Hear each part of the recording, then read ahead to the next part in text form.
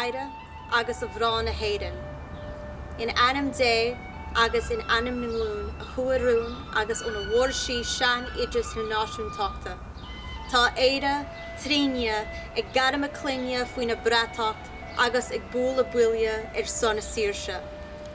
Héiste a fíre agrú agus ilúnt ina héigeacht rúnda réimhlóideach bradachas Poblacht na héireann agus ina héigeachtaí míleata peibli ógla na héireann agus an cahra na héireann.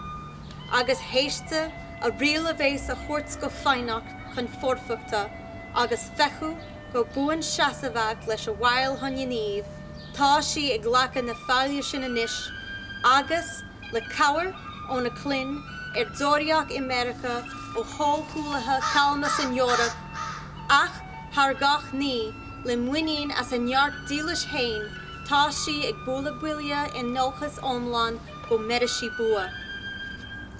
Dead a bhí muid gur ceart ceannasa do chlíte ceart winter na héireann chun seileamh na héireann agus chun dála na héireann na túria gon hosc gon cheataí. Neor cúrú an ceart sin ceall leis an bhar go bháil a rinne pobal achtarnach agus a rialtas air le cían damsir ná ní féidir go brach a chuir ceall ach trí dhíthú winter na héireann. Níl aon glún dá dánig nar ghearmh a pobal na héireann a ceart chun saoirse agus ceannas an náisiún. Sé chura le 300 bliana nuas Yadavid faoi aramé. Ag seasamhain ar geart buna sin agus a yadavúris faoi adam as códatíal fógraíimiid leis seo Poblacht na héireann ina stát ceannasach neasplach.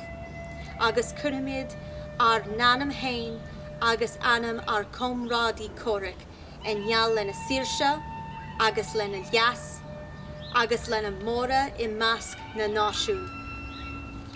Bhíonn Poblacht na héireann agus éilíonn sí leise Gaeilge ó winter leog na héireann idir ir agus bhrá.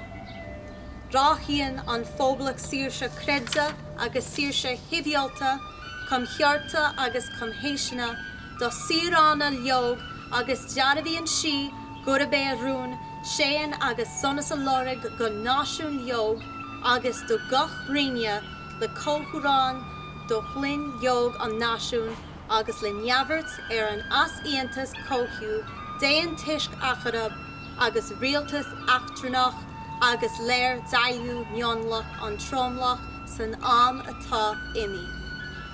Go dtí, go dóra feim ar nadam an tónú dúin buan rialtas náisiúnta ó bhainú ó cheachtaí go phobal leog na héireann ar na dá le bhótaí a cuid fearr agus ban, déantha an rialtas sealadach a bhainnítear le seo cursaí sibhialta agus míleata na Poblaachta riire ar ceann an phobal.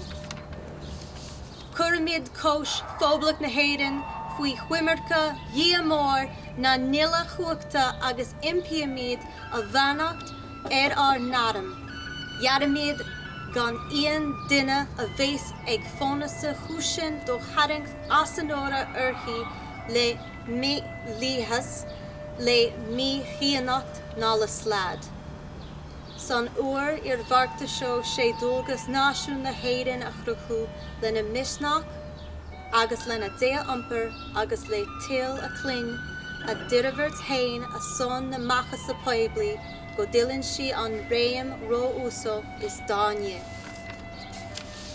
Ar na híniú her ceann an rialtar scealada. Tomás ó Cléide. Sean McDiarmada. Tomás McDonagha. Pádraig McPíris. Éamon Ceant.